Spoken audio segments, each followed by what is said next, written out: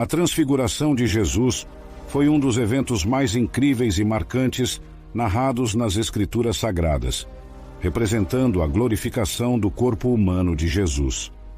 O seu corpo experimentou uma transformação sublime, um fenômeno que ocorreu logo após Jesus revelar a sua verdadeira identidade divina. Ele conduziu seus discípulos até Cesareia de Filipe, uma cidade construída a 25 milhas ao norte do Mar da Galileia. Era uma região imponente, onde se encontrava um templo dedicado ao imperador romano César Augusto.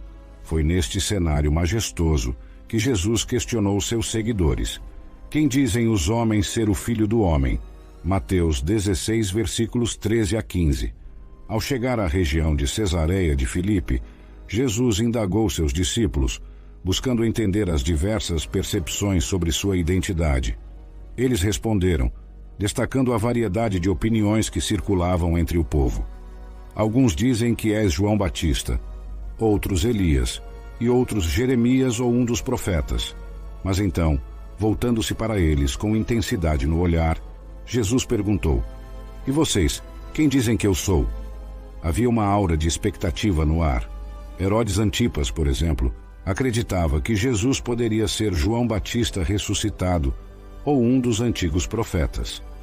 Após ouvir as diversas especulações sobre sua identidade, Jesus direcionou a conversa para o ponto crucial, perguntando diretamente aos seus discípulos quem eles acreditavam que ele era.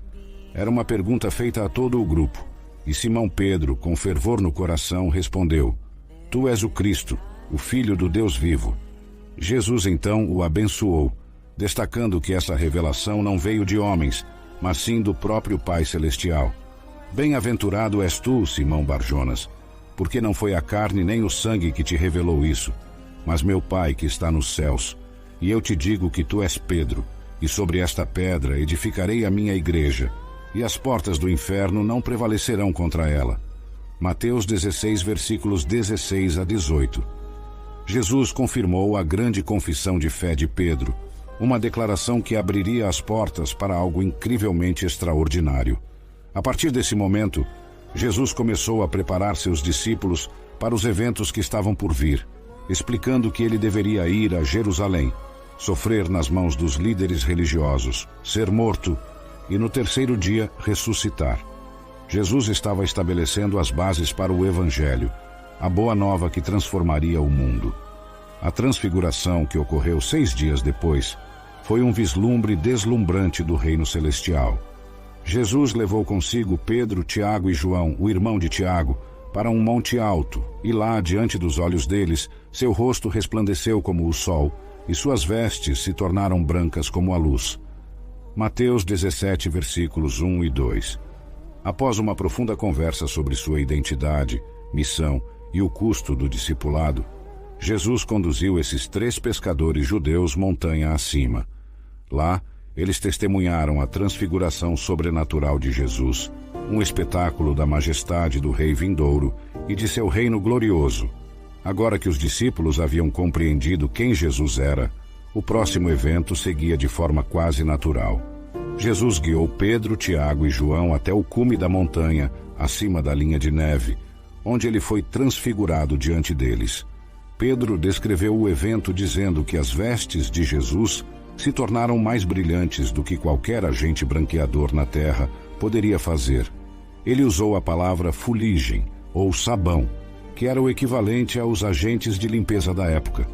A luz emanava de Jesus, transpassando suas vestes, e os discípulos puderam ver a sua glória. Jesus se encontrou com Moisés e Elias para discutir seu êxodo, pelo qual ele realizaria a libertação de seu povo. Conforme registrado por Lucas, o ponto fundamental do Evangelho é a realização dos discípulos sobre quem Jesus realmente é. Ele é o Cristo, o Messias. Este também é um ponto crucial para os leitores, pois é a boa notícia que Marcos deseja compartilhar. A transmissão da mensagem sublime do Evangelho por Marcos é acolhida e expandida por Mateus e Lucas, oferecendo-nos um retrato ainda mais deslumbrante da divindade de Jesus. Seu rosto e suas vestes tornaram-se resplandecentes, iluminados como o sol, em uma explosão de luz celestial. Esta imagem, era uma representação visual de sua divindade, assim como a nuvem de glória, ou Shekinah, simbolizava a presença de Deus no Antigo Testamento. O espetáculo diante dos olhos dos discípulos antecipava o que seria o Senhor Jesus quando retornasse para estabelecer o seu reino. Ele não seria mais conhecido como o Cordeiro Sacrificial, mas como o Leão de Judá. Todos que o vissem o reconheceriam imediatamente como Deus Filho, o Rei dos Reis e o Senhor dos Senhores. Nesse instante mágico, Moisés e Elias apareceram diante deles, conversando com Jesus. Parece algo tirado de um sonho, mas aqui estavam duas figuras proeminentes do Antigo Testamento, Moisés e Elias interagindo com Jesus. Este encontro nos mostra que aqueles que morreram, como Moisés, têm compreensão e capacidade de comunicação. Juntos, eles simbolizam todos aqueles que compõem o reino de Deus. Aqueles que serão arrebatados e não verão a morte como Elias, e aqueles que morrerão e irão para junto do Senhor, como Moisés. Ademais, Moisés representava a lei, enquanto Elias representava os profetas. Juntos, eles simbolizavam todo o Antigo Testamento. Quando combinados com os discípulos, eles representam tanto o Antigo quanto o Novo Testamento, todos girando em torno de Jesus, o ponto focal da história da salvação. Pedro, sempre rápido para falar, exclamou para Jesus: Senhor, é bom estarmos aqui. Se quiseres, farei 3 tendas, uma para ti, uma para Moisés e uma para Elias. Enquanto ainda falava, uma nuvem luminosa os envolveu, e uma voz da nuvem disse: Este é o meu filho amado, de quem me agrado. Ouçam-no. Mateus 17, versículos 4 a 6. Quando os discípulos ouviram isso, prostraram-se com o rosto em terra, tomados pelo medo. Aqui, Deus Pai interrompe Pedro para validar verbal e visualmente o seu único filho, o Rei dos Reis. E qual foi a reação dos discípulos? Eles ficaram assustados e caíram com o rosto em terra, reconhecendo a santidade e o poder do Deus do céu e da terra. Mas Jesus, com um toque e palavras de encorajamento, os tranquilizou. Quando olharam para cima, viram somente Jesus. E por que só Jesus? Porque Jesus não é apenas mais um entre muitos servos fiéis de Deus. Ele é superior a todos eles. Os ministérios de Moisés e Elias, em última análise, apontavam para Cristo. Toda a Escritura tem ele como seu foco, conforme nos ensina o próprio Jesus em Lucas 24, versículo 27. Descendo da montanha, Jesus instruiu seus discípulos a não contar a ninguém o que tinham visto, até que o Filho do Homem ressuscitasse dos mortos. Mateus 17, versículo 9.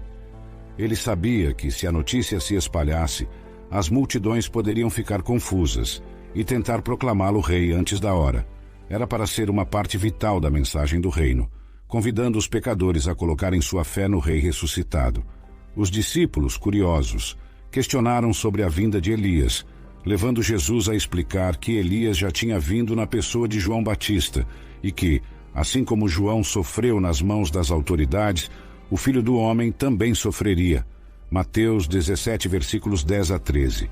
A visão de Moisés e Elias não era apenas uma revelação da glória de Cristo, mas também uma lição profunda sobre o cumprimento das Escrituras e o caminho do sofrimento antes da exaltação.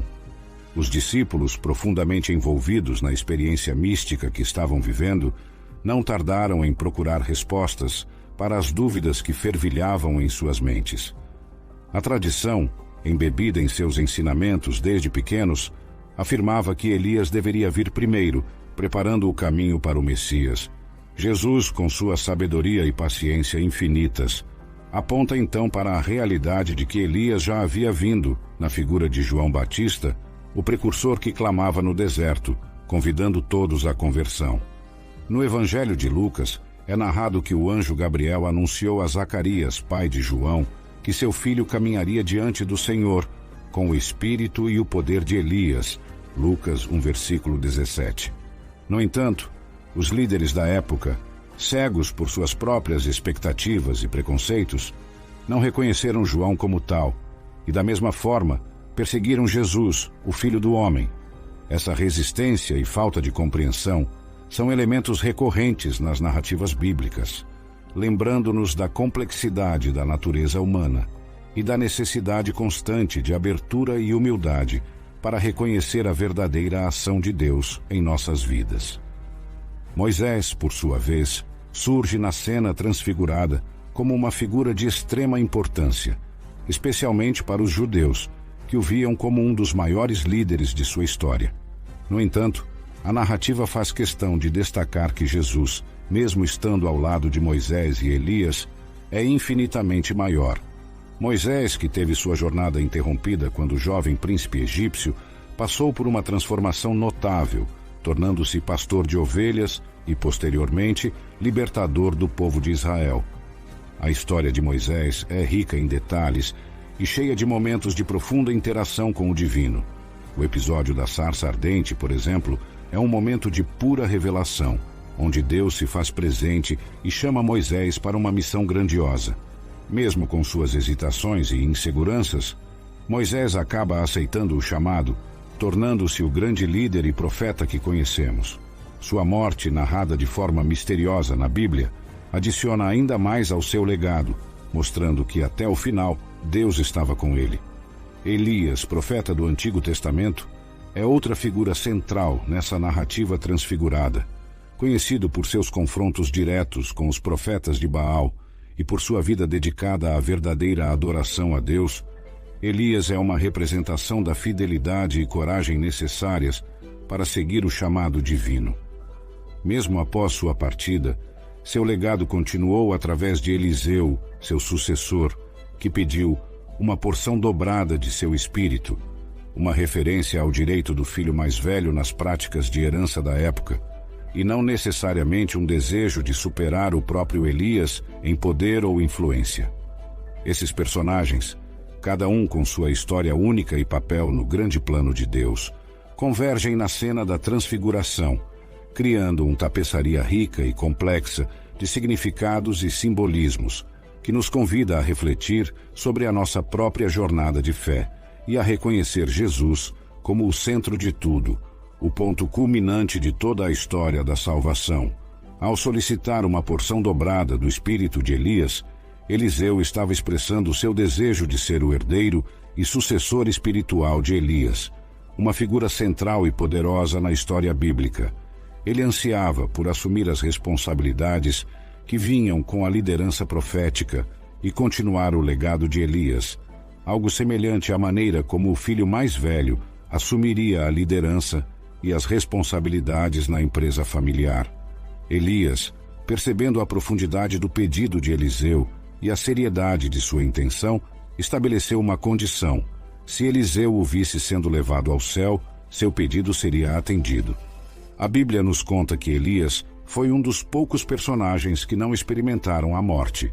Ao invés disso, ele foi arrebatado aos céus em um redemoinho, um evento extraordinário presenciado por Eliseu. Quando o manto de Elias caiu do céu, Eliseu o pegou, simbolizando a transferência do poder e autoridade profética. Seu ministério começou com um ato poderoso.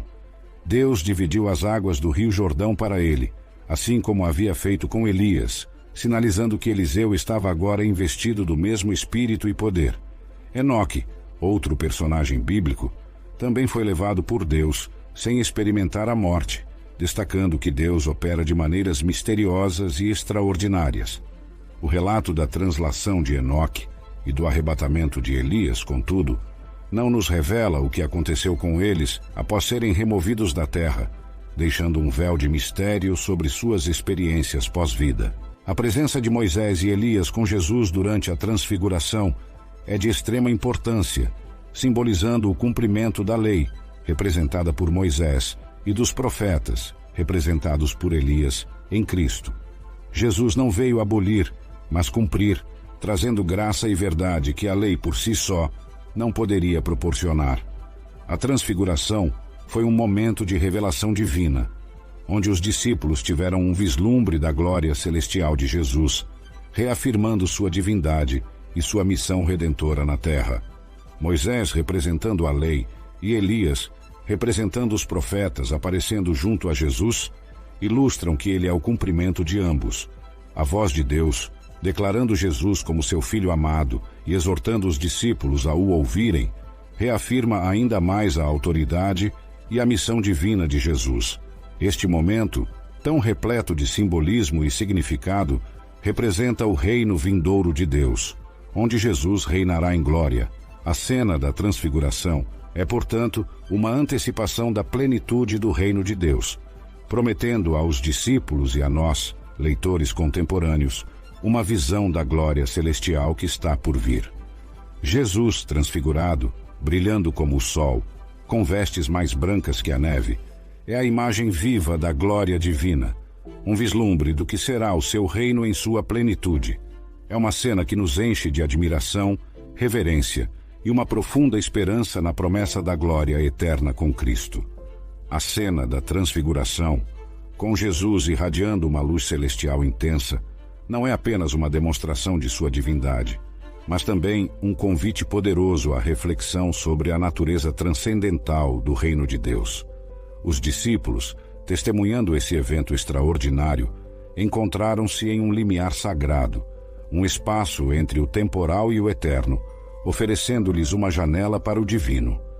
O espetáculo da transfiguração foi uma revelação, mas também um convite. Era um chamado aos discípulos e a todos nós que lemos essa passagem hoje, para transcender as limitações da compreensão humana e entrar em um relacionamento mais profundo e transformador com o divino. Na figura transfigurada de Jesus, vemos o ponto de encontro perfeito entre o céu e a terra. Ele é o mediador, o elo, que conecta a humanidade à divindade. E neste momento glorioso, os discípulos puderam vislumbrar essa verdade profunda. Jesus não é apenas um mestre ou um profeta. Ele é a encarnação do próprio Deus, trazendo a luz divina para o mundo obscuro da existência humana. Moisés e Elias, representando a lei e os profetas, respectivamente, estão lá não apenas para testemunhar a divindade de Jesus, mas também para mostrar que todo o Antigo Testamento aponta para ele. Eles são figuras essenciais na narrativa bíblica, e sua presença reafirma que Jesus é a culminação de uma longa história de revelação divina. A transfiguração oferece aos discípulos e a nós uma amostra da glória eterna, uma antecipação do que está por vir no reino dos céus. É um vislumbre do destino glorioso que aguarda aqueles que seguem Cristo, uma promessa de que a luz divina pode brilhar mesmo nas profundezas da experiência humana. Finalmente, a transfiguração é um chamado à transformação pessoal. Assim como Jesus foi transfigurado diante dos discípulos, somos chamados a ser transformados pela renovação de nossas mentes, Romanos 12, versículo 2, para refletir mais plenamente a luz de Cristo em nossas próprias vidas. A transfiguração é uma história rica em simbolismo, revelação e convite. Ela nos atrai para mais perto do mistério da divindade de Cristo, oferece-nos uma visão do reino celestial e chama-nos a viver vidas transformadas, irradiando a luz de Cristo em um mundo que tanto precisa dela. É uma passagem que ressoa através dos séculos, convidando todos os crentes a contemplarem a glória de Deus revelada em Jesus Cristo e a responderem com fé, adoração e compromisso renovado de seguir o Salvador transfigurado.